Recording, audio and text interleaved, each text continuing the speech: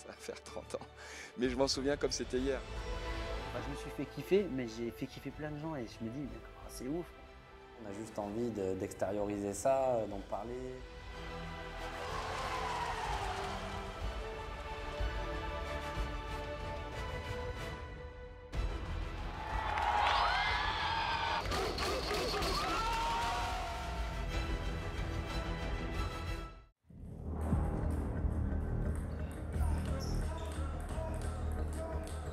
Bienvenue dans Ce jour-là, le magazine qui revient sur un instant, une seconde, une date clé dans la carrière d'un ou d'une sportive de haut niveau.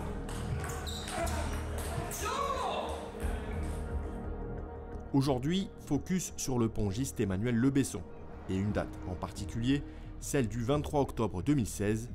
Nous sommes au championnat d'Europe de Budapest et le champion de France 2009 va ce jour-là basculer dans une autre dimension. Mais avant cela, un petit retour en arrière s'impose.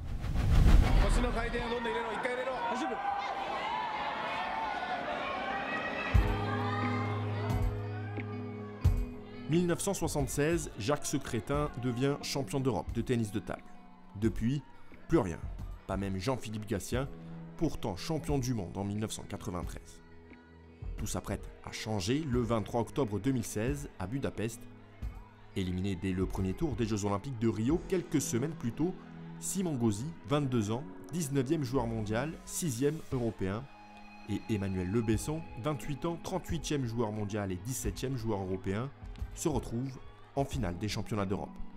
Un duel franco-français pour l'histoire. Avant même de disputer cette finale, Jacques Secrétin est assuré d'avoir un successeur.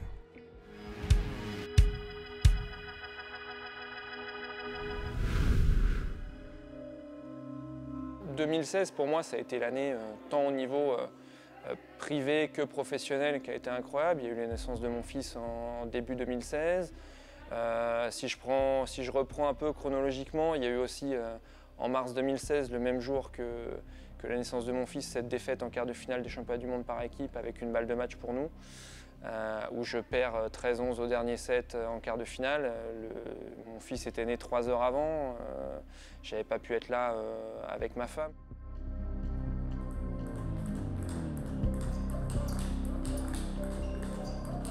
Mois après, je me qualifie à la qualification européenne pour mes premiers Jeux Olympiques. Une très bonne préparation pour les Jeux Olympiques, mais peut-être pas dans le bon ordre. J'ai pas réussi à développer mon meilleur niveau, loin de là. C'est fini pour Emmanuel Le Besson. Bravo Adrian Krizan qui y a cru jusqu'au bout et qui remporte donc cette rencontre. C'est bien le Roumain qui sera au 3e tour ici à Rio. Ah, quelle déception! Je perds au premier tour en simple et on fait premier tour aussi en par équipe, on perd sur notre premier match en 8e de finale. J'arrivais un petit peu au championnat d'Europe dans un état pas au top, loin de là, vraiment post-olympique, de se dire ouais, il faut se relancer, ça va être difficile, il y a des championnats d'Europe qui arrivent vite parce que ça arrivait 2 mois après. J'avais changé de club aussi, j'arrivais dans un nouveau club à Angers avec beaucoup d'attentes aussi. Et voilà, la saison n'avait pas très bien débuté en club. Et je suis arrivé au championnat d'Europe vraiment en se disant, bah voilà, si je gagne 2 matchs, je serais déjà content. Et à la surprise générale, Emmanuel Le Besson enchaîne les victoires au championnat d'Europe. Il accède même pour la première fois de sa carrière au 8e de finale et semble libéré. En quart de finale, c'est le Portugais Marco Freitas, 12e joueur mondial, qui s'incline face aux Français 4-2. En demi-finale, Le Besson l'emporte 4-1 face au Polonais Dijas. Reste maintenant une première finale internationale à disputer. Ce sera face à son camarade de l'équipe de France, Simon Gauzy.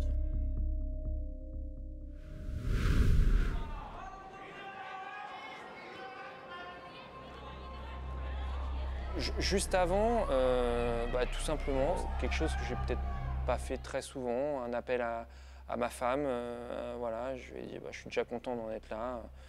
Et c'est elle qui m'a dit un petit peu, voilà, tu peux y arriver, tu peux vraiment le faire. Et moi j'étais tellement, quasiment dans un mot fort, mais dans le déni d'être là, voilà, je me rendais vraiment pas compte. Je pense que À aucun moment de cette finale, je me suis rendu compte d'où j'étais. Et c'est ça qui peut paraître assez incroyable. J'étais dans un... Je l'ai souvent dit juste après, j'étais dans un état second pour moi, je pense.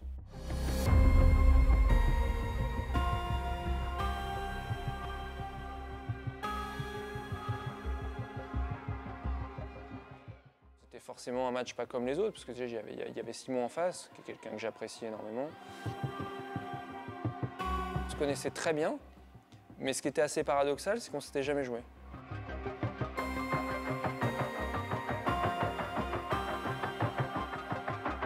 Il faut savoir qu'avec Simon, on avait le même coach sur ces championnats d'Europe. Et c'est vrai que pour la finale, bien évidemment, ayant le même coach, étant tous les deux français, il n'y avait aucun coach sur cette finale, on se coachait nous-mêmes.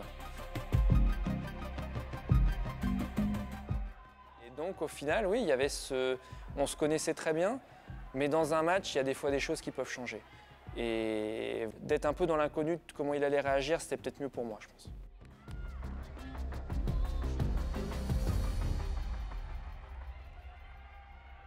Je me souviens de beaucoup de points, du détail, du score qu'il y avait. Quasiment au score près, à tel moment, etc., je pourrais à peu près donner le score, même sur les attitudes, sur comment j'étais.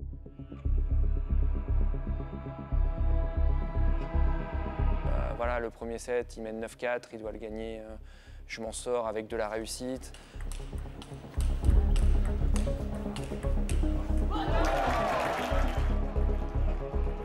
« 9-4 chez nous, 11 points, on sait quasiment à 95% du temps le set il est terminé. Et les points de 9-4, pour que je revienne à 10 partout, je ne m'en souviens pas totalement, mais je sais que je me souviens d'un rallye qu'il y a en top, que je gagne à 9-4 et qui me relance un petit peu dans le set, surtout qui me lance un peu dans cette finale.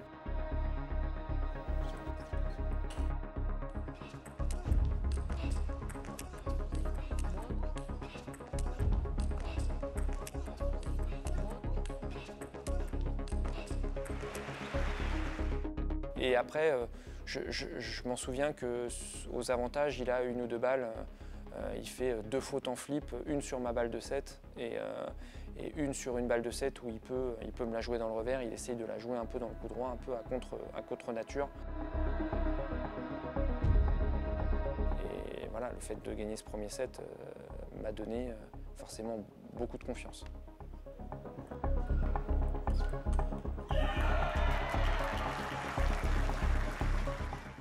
Lui a un style de jeu, j'ai pas de problème à le dire, plus complet que moi, plus équilibré. J'avais peut-être un avantage à ce moment-là, je servais mieux et remettais mieux, peut-être un peu mieux que lui, dans tout ce qui était première, deuxième et troisième balle. Donc nous, ce qu'on appelle première, c'est le service, deuxième balle, remise, et troisième balle, la première attaque. Et sur ça, j'étais peut-être un petit peu plus solide que lui. Lui était favori, je pense, sur cette finale, très objectivement. Peut-être le fait qu'on se joue a peut-être un peu plus rebattu les cartes. À l'issue de la première manche, le duel franco-français tient toutes ses promesses. Avec un premier tournant dans ce match, les 3 balles de 7 non concrétisées de Simon Gauzy, avant de céder sur une faute grossière en coup droit. Mené une manche à 0, Simon Gauzy se doit de réagir immédiatement. Il remporte le deuxième 11-9. J'ai toujours été derrière, à peu près 1 ou 2 points derrière. J'ai jamais réussi à prendre les devants dans le set. Il mène, je crois, 9-7. Et là, je fais une défense et je me souviens de ce point où il veut jouer très fort dans mon revers et j'arrive à la bloquer en bloc réflexe, quelque chose qui m'arrive très rarement. J'ai vu sur son visage que ça l'avait un peu affecté.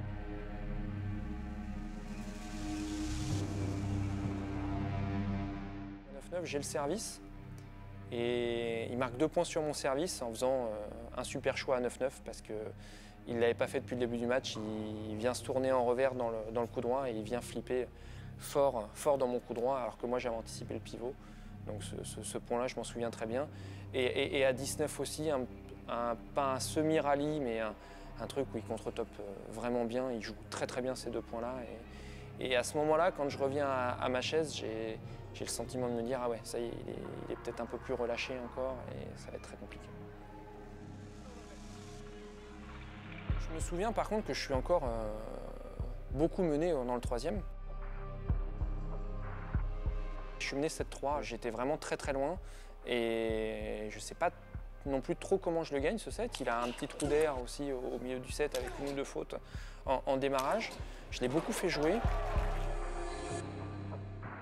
À l'issue de ce point, Simon Gauzy mène toujours 7-5.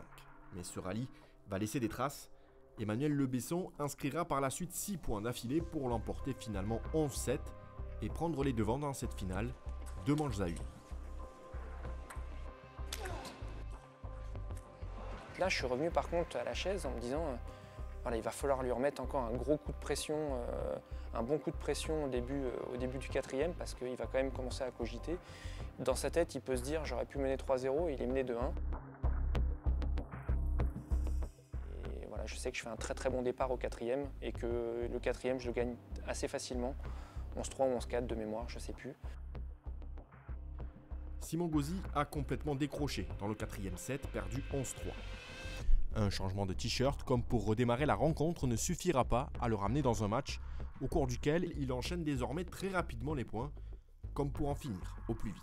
Je me souviens qu'il y a 8-5 et de 8-5 à 10-5, les 2 points se jouent en 5 secondes. Donc, je mène 10-5 et la première balle de match, il la joue bien, il va me chercher au milieu et j'arrive pas à la rejouer en coup droit. Et cette balle de match-là, à 10-6, j'arrive à bien remettre, à pouvoir enchaîner avec un démarrage, un enchaînement derrière où je vais un petit peu dans son verre et là il veut la claquer, ça fait filet dehors. Et voilà, je me souviens très très bien de cette balle de match.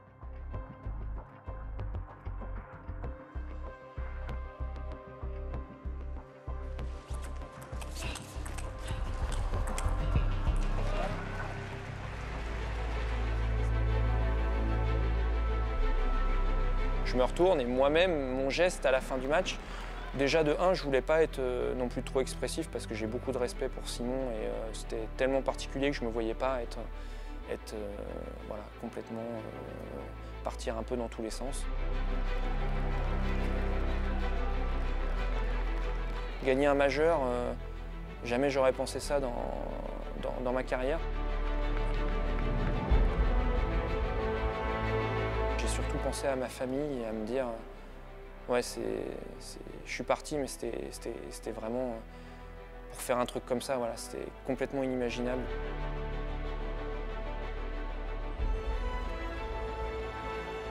Peu importe aujourd'hui où est-ce qu'on en est, c'est se dire aussi quels moyens, qu'est-ce qu'on peut mettre en place pour progresser et être meilleur demain. Et c'est ce que j'essaye tous les jours en venant ici à l'INSEP et se dire comment est-ce que demain je pourrais être meilleur en tant que joueur, en tant qu'homme et surtout essaye chaque jour le lendemain d'être encore meilleur techniquement.